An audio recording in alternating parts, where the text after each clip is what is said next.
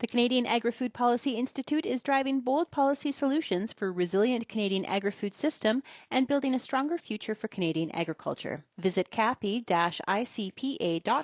to discover how.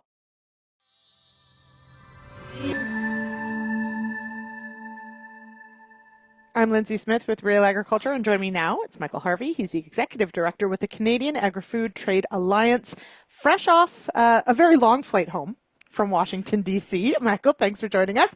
Tell us about your trip. Tell us who was all down in Washington. We're excited to hear what happened. Thanks, Lindy. So very interesting trip. We went, 11 of 12 CAFTA members were there, so almost the whole organization. We were in Washington from Monday to Wednesday, meeting with a range of people, some congressmen and senators from both sides of the House, the aisle, as they say there, with some administration members, the USDA, the Department of Agriculture, and American agri-food stakeholders as well. Now, this is, I'm going to guess, one of the most important meetings you've had in a while of the scope and the scale. It's also about 6 months since you had meetings like this. You did head down to Washington in April. What was the difference between April and now? So I'd say first the pace of change in the U.S. political system can be a bit much sometimes to grasp, and it's really important to go down there and feel things on the ground. When we were there in April, it was the period of the Liberation Day tariffs, a lot of talk about Canada-U.S. Trade deficit from the Trump administration. Now it's a different external world where there were these recent elections in some states and cities. And a very different environment. People talking about things that didn't exist in April, Epstein and the ballroom and things like that. Things just changed so fast in Washington. Now, you also mentioned, meeting with representatives from both sides of the aisle, so Republicans, Democrats. Is there a big difference between who you met with in April and who you met with this past week? Like who was on that list? Similar groups, but we decided to concentrate more on Republicans this time. I'd say we were more 50-50 the first time, and this time we met more 80% Republicans. And the reason why is that the Republicans obviously have more influence over the administration's decisions. And frankly, the Republicans are more in play in the American system, where they could vote one way or the other, or they could speak up more or less. So it's more strategic to meet with Republicans in general, although it's important to get Democratic perspectives too. Mm-hmm. Now, from most people's perspective outside looking in, obviously, for your membership being trade dependent, that is, it is all about that. We do have the review of CUSMA coming up. Was that, the main focus of all these conversations, or where did some of these conversations go? So both times we went down with a message that Canada and the U.S. produce food together, and that's better for Americans. We tone it. We focus our message on Americans when we're in America, and concentrate on the fact that American producers get high quality, lower cost inputs that make them more competitive abroad, and to produce lower cost food for American consumers. So we concentrate on that message.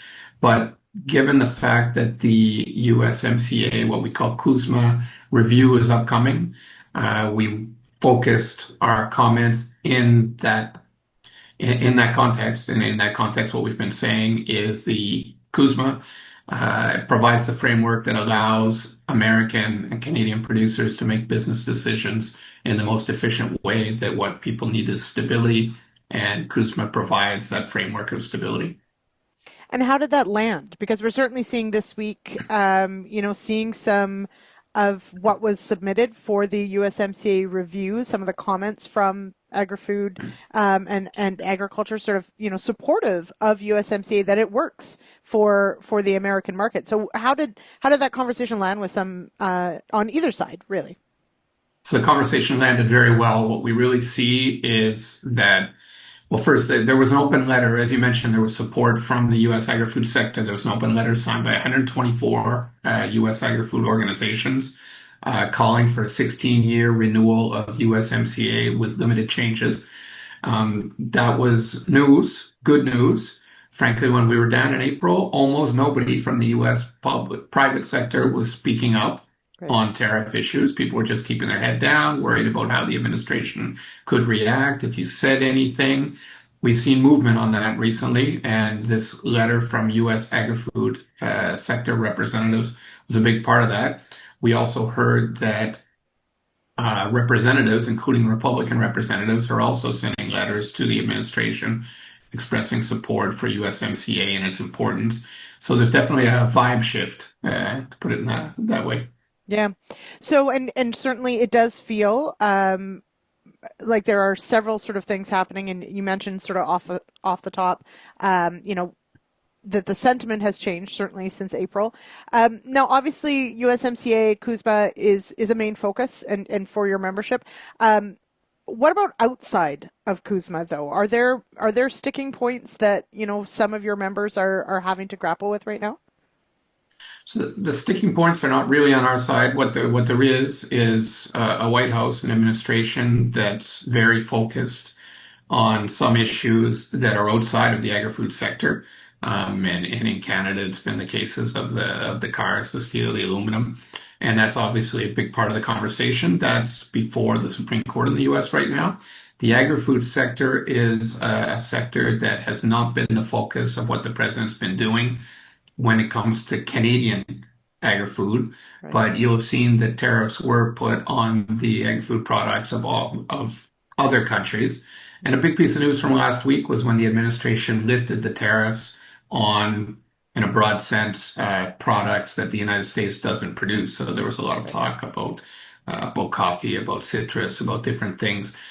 My read of that is that the president's seeing that affordability Mm-hmm. for American consumers is something that's a big focus, something that's politically difficult for the administration to manage. And he was responding to that. So while that decision doesn't affect us directly, it definitely shows that the wind is blowing in the direction of being concerned that tariffs cost the American consumer. So they cause an affordability problem. And so that is, you know, one of those key components that we're hearing from some of these representatives out of the US is that, you know, the recognition that the USMCA CUSMA deal means that American producers or American companies can be more efficient, can do better with sort of this Fortress North America idea. For your membership, I would imagine certain members more than others really depend on the certainty of this deal.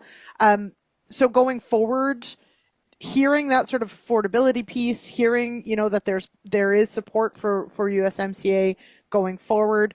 How are you feeling sort of going into this winter now, into these next few months on sort of what the focus will be for your group and what you may see happen in the next few months? So we're going to keep focus on working with U.S. counterparts because I think it's a lot more important for U.S. political representatives to hear messages from Americans than to hear messages from Canadians. That's a lot more strategic. We can play a small role, but they're playing a much bigger role. We can provide them with information that helps them do so. The people we met with said, look, it's very helpful for you to come down here and educate us. And they really underlined the fact, look, it's hard to keep our attention on things. What I was saying about just the amount of noise in the U.S. political system, it's a bit overwhelming when you only go down for 2 days and you're used to Ottawa, which seems like a busy place when you're here, but looks pretty sedate when you go down to Washington and walk around those corridors in Congress.